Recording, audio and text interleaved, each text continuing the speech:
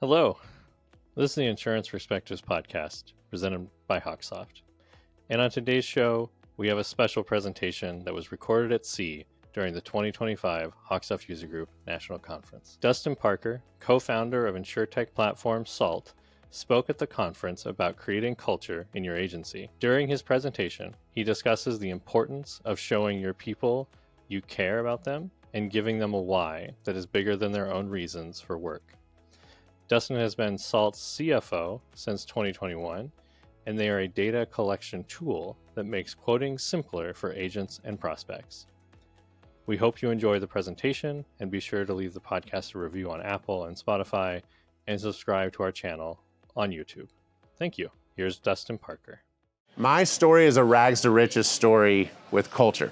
I'm an accountant by trade. I was diagnosed with Asperger's in high school. I'm a golfer, played golf in college, which is a very lonely, solitary sport. And when I was a young man, I was very arrogant. So can y'all see the recipe for great organizational leadership already? I think I scored a 0 on empath, which is really helpful in leadership. So my early stories, I bought our agency when I was 28. Owner financed from my mother, which was kind of sad. There's not many women-owned agencies. She had a female name picked out for me, and it didn't work out. She only had sons. So, like when you watch a movie or Office Space and you see someone like storm out and slam the door as they quit?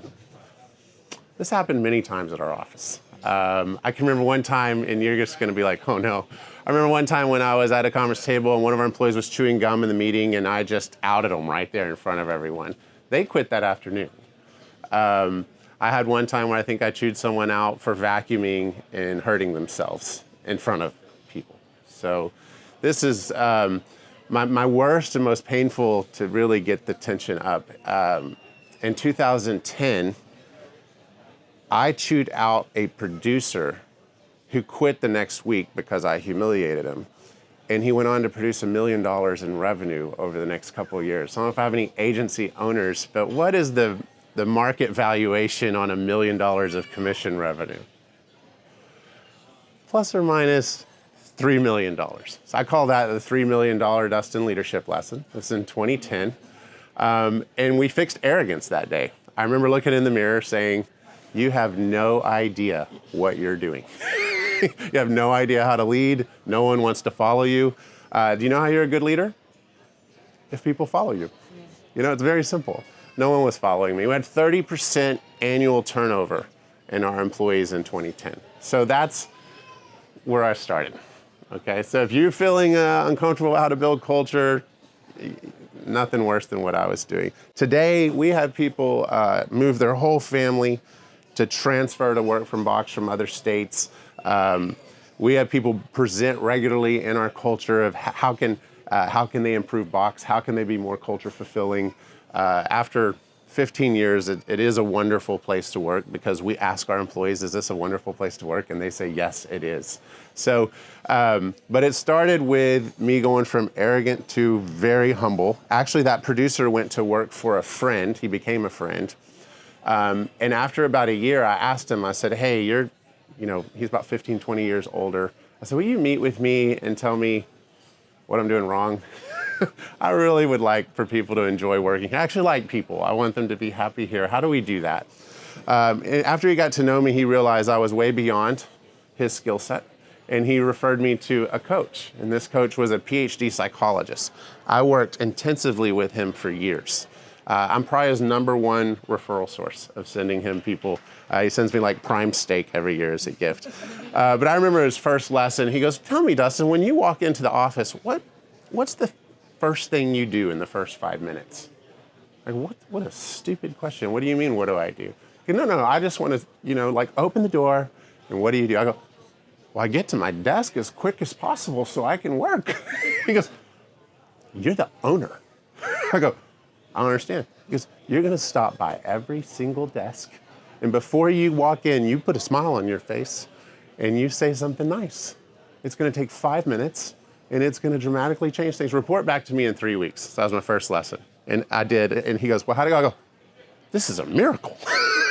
So this is kind of where we were starting from. And so we have employees now in 5 states.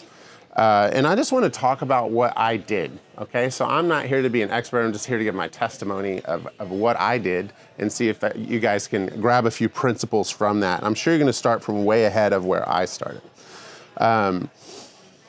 So my story after I lost that producer, which I got to, at the end, make sure if we run out of time, I tell you what happened with him. But I started with hiring a coach, and his whole philosophy was learn how to lead yourself first. And if you lead yourself well, you can lead others. So that's what we worked on. I also invited a couple of my leaders onto the executive team and said, hey guys, I need help. And the first thing we did is we locked ourselves basically in a room for 3 days, and we had no vision at Box. We had no, why are we here? And so we developed a vision over 3 days. I'm going to talk about that more at the end. We were founded in 1920, so I don't know why we existed. I think it was to cross-sell the bank's customers. But we asked the question, why should we exist? By the time you got to our agency, you passed 5 other agencies on Main Street. So I wasn't confident that the world needed more insurance distribution, right? So why should we exist became a key question. And once we had that vision, we didn't tell anyone on the team for 2 years. We just started dripping it into our talks. We started doing it. And by the time we felt comfortable sharing it 2 years later, everybody was like, yeah, this makes sense. It's kind of what we've been feeling. So kind of opposite of what you hear, put it on the wall. I think some of our vision is on the wall now, but it was years later. And so I'm just going to talk about step by step, brick by brick, how over 10 years we went from a horrible culture to a great place to work. And we do all the things now. Used to, maybe we couldn't afford group health insurance. Maybe we couldn't afford it. We do all those things. Those are very important. But we would only do one significant thing per year. And that's a big, important thing to remember. When you're improving your culture, if you do too many things at once, it doesn't digest into the organization. It doesn't stick. So we do one big thing a year, and we make sure we really weave it into the culture such that next year that thing's automatic. You know, it's kind of like I learned a lot of things through golf, and you had to really hit 1,000 balls if you changed your swing before that became natural. And it's the same way in organizational culture. You've got to really take things slowly and one at a time, where they just become that. A lot of people's frustration with culture is it just kind of is a vision in a drawer and doesn't mean anything, right? So if you want it to mean something, we have to take it slow and one thing at a time. But right now, if you fast forward, I mean, a massage therapist shows up at Box 2 days a week to give massages.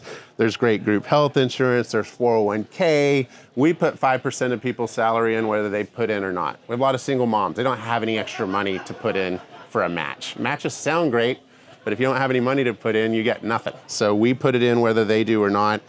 Healthy snacks are everywhere. We even have chaplains. So if someone loses a loved one or they're in the hospital, we have chaplains that go visit them, and you can fractionalize chaplaincy. So we do a lot of different things, but the why is what I want to get into today. The other thing we do is we started measuring our culture every year. George Barna is a great statistician. You might have seen his stats, the Barna Group, and he says you get what you measure. And so it's like, okay, well, we better learn how to measure culture. We better learn how to measure our vision, impact, and our core values. One of the greatest things ever are outside firm surveys. At first, we didn't have a lot of money, so these insurance best practices magazines would call and say, hey, we want to survey you, and I'd say yes. So just constantly finding ways from the outside to ask our employees. Now we ask our employees on the inside, and they're not afraid to tell us anymore because it's a good culture. But we've got to measure how we're doing in our culture, and I'll get to a little bit more specific there in a second. And then we had leader retreats, and our leader retreats, instead of focusing on bottom line or how to grow, which, you know, that's important, we're focused on culture. Are we fulfilling our vision? Are we fulfilling our core values? Are we fulfilling our mission? And we would study those surveys in our leadership retreats. What can we adjust? How do we make this a little better? Never how do we make it a lot better. How do we make it a little better, right? And a little better over a decade is a lot better, right? So measuring it, and then focusing your leadership meetings around it is very important. We formed committees around our core values. So we have 3 core values. I'll share them in a second. But there is a committee for each core value now. And their job is to figure out how to help us be a more core value fulfilling firm. All of our rewards and our consequences are built around vision and core values. So our Employee of the Year award is not Employee of the Year, it's the Vision Award. Whoever fulfilled our vision the most in the year gets a $5,000 reimbursed trip with their spouse or partner. If you win our fun, one of our core values is fun, because insurance isn't inherently fun. If it is, you're a nerd. So I am too. But we give them a $1,000 roll of cash and a big trophy at our annual event for being the most fun, fulfilling, or fun leadership person, right? So our rewards, we have a spot bonus system. Spot bonus would mean anytime you're doing something extraordinary around a core value or vision, our leaders are empowered and have a budget that they get in trouble if they don't spend it, to give you a spot bonus and a certificate in front of your peers and a $100 Visa gift card or a $50 Visa gift card. Our employees tape those onto the wall, their certificates, right? Because rewards and recognition are known to be one of the most important things you can do to drive employee experience. So we find all kinds of ways to recognize our employees. They're always doing extraordinary work. It's just, are we looking for it? So that's going to be a very important part of who we are, is a rewards and recognition, promotion. And if I have to give you a tough discussion, I've learned we give feedback in private and praise in public, right? I got that wrong. It's just a little detail, very important.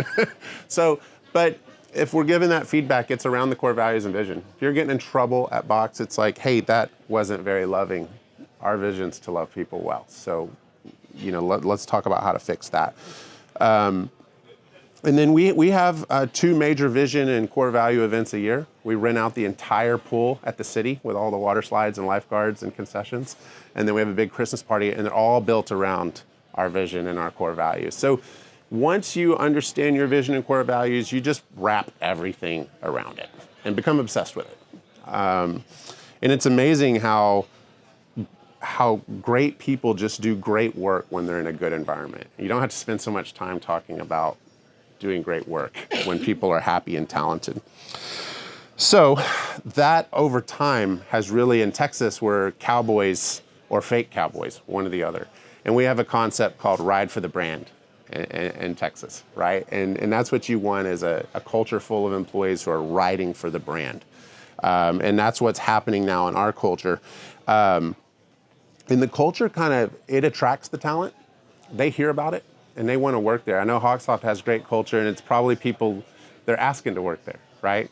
We get a lot of spouses that ask to work at Box because their spouse is talking about it at night.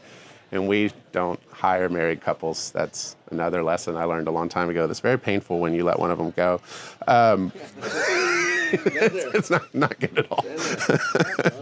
But they come, they want to work at Box because they've heard about it. Because when you're experiencing something wonderful, what do? You just talk about it. You talk about it all the time, right? So it starts to handle your recruitment. And then when we are recruiting someone, we use assessment tools like Culture Index, and all of our interviewers are looking, are they going to fit here? Are they going to help us grow our culture? So it becomes the lens in which we hire people, because competency is a little easier to figure out. If their culture fits, a little harder, right? So we zoom in on that. And they weed each other out. Like if someone's not riding for the brand and they're not, and everybody else is, they start to deal with that themselves. They kind of let that person know, man, you don't, or they let the leadership know. So has anyone garden? I'm an organic gardener. I don't know if anyone likes the organics, especially with just like overall landscape and grass. I have like a couple acres, and people are always looking at our grass going, what'd you do? I'm like, nothing. Organic gardening is the easiest thing in the world. I'm lazy. This is why I do it. You have to go through a painful transition from chemical to organic, but what do? You feed the soil. You give it good fertilizer with low nitrogen. You leave the clippings in the grass. You don't cut it too short, and you water deeply, right? And then it just takes care of itself. I put fertilizer on the ground twice a year, and don't mow so often. And you get these great cultures that way. It's hard to build and very easy to maintain. So it's really worth it if you can get there. And there's some miracles that happen. So what is culture? As an accountant, when I'd hear the word brand and culture, how am I doing on time, Kenny? I'm doing, okay. I always thought those were soft, mushy, stupid words, and I had no idea what they meant, which was really the issue, right? When you're ignorant of something, you're just like, ah. So I want to say, what is culture, especially if you're like me and you're kind of a left-brainer? I'm going to start with brand. Brand and culture, the way that I like to teach it, are two sides of one coin. So brand, I'll start with, that's everybody here that's an agent or a vendor that's not HawkSoft. How we see HawkSoft is HawkSoft's brand. It's their external identity. So your external identity is your brand. So when ladies, you put the makeup on and everything and your look, brand, right? So that's how everybody else experiences you. Culture is the other side of that coin. At your internal identity, or maybe your real identity. Who you are as an organization is your culture. You know you're in the space of culture when someone, like our company's Box, they probably have this at HawkSoft, they just say, that's not how we do things at Box. I've heard one of my HR manager talking to a vendor, no, that's not gonna work. That's not how Box does things. How does she know how Box does things? That's culture. This is how we behave at Box. This is how we handle that situation at Box. That becomes something, even if it's not written down, everyone knows. Everyone knows that if you're gonna run over a person at Box to accomplish your objective, we're gonna have a problem, right? That core value is called treasure the person every time, because it's what keeps me accountable, because I'm always thinking about my objective as my left brain, accountant brain. That's where I default. And I have to go, oh, stop, there's a human involved in this. We might need to ask them how they're doing, and check if this is even a good time. They might have just gone through something hard. So that's culture is your internal identity. So that really leads me to probably my most important things that I want to say as far as usefulness of how to. And I have a little culture checklist I'm going to skip for time, but it'll be in my notes if you want it. By the way, everyone has a culture. You just have an intentional one or an unintentional one. If you have an unintentional one like I used to have, you've got confusion, frustration, and turnover. Those are unintentional cultures because everybody's there for their own thing because you didn't give them a thing, right? So they're just accomplishing their own goals in your company. If you can't define it, you cannot lead it. So if you can't tell what your culture or your vision is, you can't lead in it, okay? All right, so when you build culture, and I'll say this pretty quickly so we can have some Q&A, but when you build culture, you want to start with your why. Why are we here? Have you ever been in a meeting where the reason for the meeting wasn't real clear? And they start talking and you're like, wait a second, what am I doing here? What are we doing? That's me. Why are we here? Where there's an ancient parable, it's a good one if it lasts 3,000 years. It's 3,000 years old and it says, where there is no vision, the people perish. No vision, chaos, in other words. Everybody's going to act in their self-interest. So vision is why. And it doesn't have to be why you already exist. I like the question, why should you exist? You have two options when you develop your vision. One is it can be related to your business. Alternatively, you can have a vision that transcends your business. And that's where I'll share our business, our vision at Box. Our vision is to sow love and acceptance into men and women in the marketplace and to seek and model heaven. Now, our ownership has a Christian worldview on heaven, but what I love about the word heaven is just about everyone has a positive view of it. Whatever it is, it's this place without backbiting and judgment and jealousy and envy and greed and talking about people. So imagine like an earthly environment with that's absent all that. And that's how I describe the environment we're trying to have in our work culture. To sow love and acceptance into men and women in the marketplace. That's a transcend the business vision, right? Insurance is nothing related, but we can do that while we do insurance, right? And have a lot better time of it. We have 3 core values: fun, simplicity, and treasure the person every time. Simplicity helps us when we build a procedure.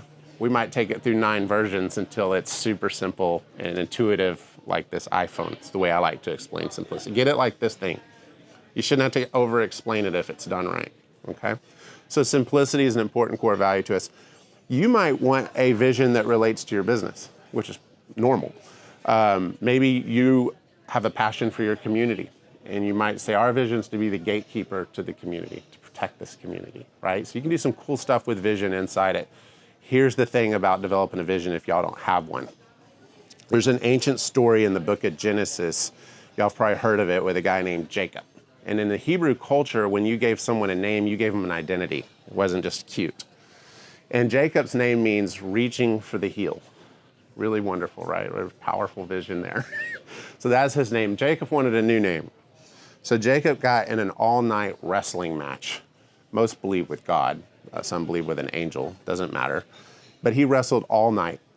And so much so that the angel or God got tired of it and touched his hip and injured him. So he'd stop. And he gave him a new name. And that name was Israel, which literally means one who struggles with God. And I like that story for developing your vision, because to develop a vision and a why, you need to go wrestle. You need to go wrestle with yourself. Why are we doing this? Why are we here? Why did I get in business in the first place? And vision has to be established from the leadership. So I'm going to kind of stop there because I know we're running out of time, but you could do nothing more important, or remember nothing more important, is if your organization doesn't have a core why, that's the starting place. And how you want to share that. And then what we call what are we going to do together? That's a mission, right? At SALT, we have a mission, and we're going to try to take a hill. It's a mountain, and we have a peak, and that peak has customer count, service goals, product goals, and we have milestones, and everybody rallies and goes up the hill together, right? So then after why and what is where strategy lives. How are we going to do it? How are we going to do this? That's why strategy submits to culture, which is tied in with vision. And then when you have good vision and good culture, strategy is easy. And it's not a top-down thing. Everybody gets collaborative together on how to do this. I don't figure out how to do anything anymore at Box. I tell them what I want to do, and I tell them to figure out how to do it, and they love it. And their ideas are better than mine. So I'm just going to stop there because we're out of time. I can go on and on. It's my favorite subject. But any questions before you have to go? Anything that I can color in more? Oh, by the way, that producer. In 2021, he called me. By the way, his boss came to work for me in 2019 to run our agency. In 2021, he called and go, I hear Box is a great place to work now. I go, oh man, thank you. He goes, I'd like to come back. And he'd sat out his 2-year non-solicit at another firm, so he comes back, writes $650,000 in new commission revenue in his first year, and was at $1 million in 2 years, already $1 million producer, all restored once we cleaned up our act. So now he's back there. I had to have lunch with him the other day, and he's the vice president of our sales. So even a fool like me has no idea what I'm doing can end up in the right spot with leadership. So Thank you for listening to today's podcast. For the best way to contact today's guest, click the episode description. We appreciate you listening and hope you join us next time on the Insurance Perspectives Podcast.